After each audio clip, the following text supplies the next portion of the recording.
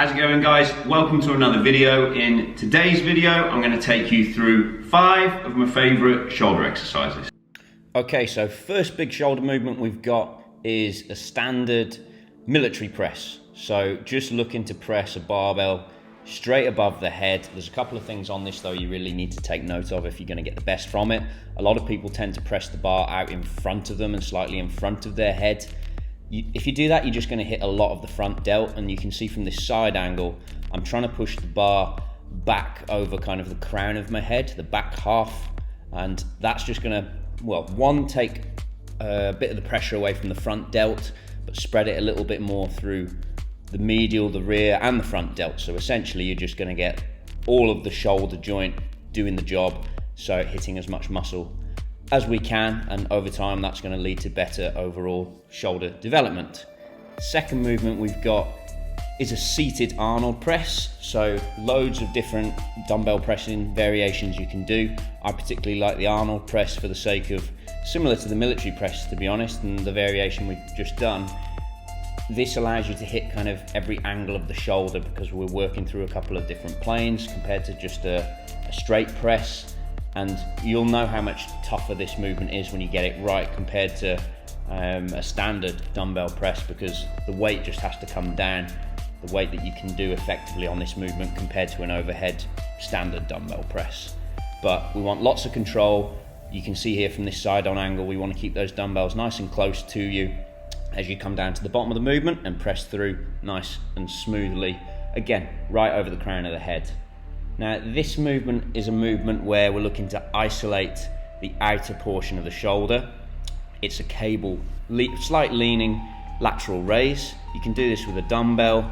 You can do it in an upright standing position as well, but this leaning position I really like for just keeping constant tension on that outer head of the delt. Again, loads of control. The cables are great for this movement because you can keep that constant tension compared to a dumbbell. A dumbbell, you've really got to fight on your hands to not use any momentum, and doing that's obviously then going to lead to losing tension on the muscle. This is another dumbbell press variation I like, so a single arm dumbbell press. I like to do the standing version because you can see here I'm kind of anchoring myself in with my opposite arm, pulling on the bench to really try and keep my shoulders nice and square. This rear angle shows it nicely. What you'll find if you do this without the bench, quite often you'll lean away from the weight that you're pressing, and it's just your body's way of trying to find a way of making the movement easier and bringing other muscle groups in. We don't want to do that. We want to obviously isolate the shoulder, the working shoulder, in this case the right shoulder, as much as we possibly can. And yeah, just having the bench there, giving you a bit of an anchor point, really does help. Now, this last movement we've got is a movement where we really focus on the rear portion of the delt. It's a rear delt fly, and using the cables again for the sake of what I described before with the single arm lateral raise.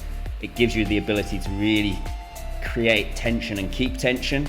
You can do the same movement on a pec deck, the pec deck machine, but the cables are a great way to do it as well. You can see there I've got the cable set slightly higher than the shoulder, so I've got a slight intention of pulling down and back as opposed to pulling up and back, which can quite often happen when your body tries to use your traps.